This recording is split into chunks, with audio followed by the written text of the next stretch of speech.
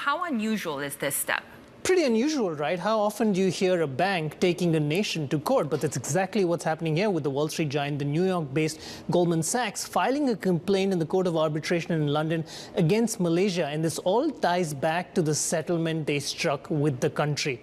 Now, we all know what the 1MDB scandal was, the looting of that investment fund, the extraordinary looting. But where Goldman played a part was it was the bank that helped with the initial fundraising, and that spanned a number of probes, the looting that followed. And in the end, Goldman was caught up in it, had to sign agreements with multiple parties, ended up paying more than $5 billion. And also, the key part here is it did sign an exhaustive agreement with Malaysia 3 years ago.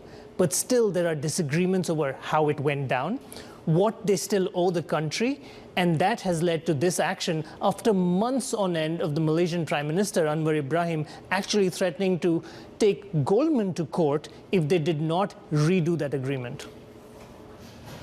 So, Sridhar, as you say, very unusual to take the move of suing a country. Who's going to appear to represent Malaysia? What sort of damages is Goldman seeking?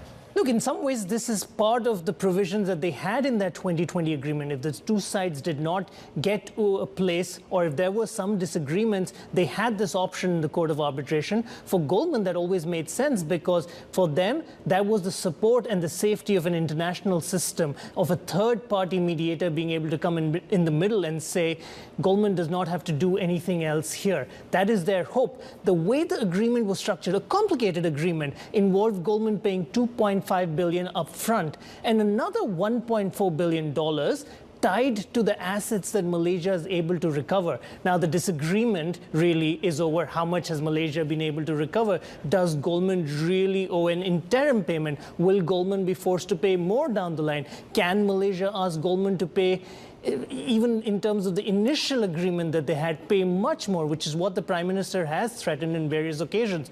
Goldman's obviously had enough. It has seen all these statements from the Malaysian government, and it has decided that it is perhaps more prudent for them to actually take this to court in the UK than try and solve it behind closed doors with Malaysia.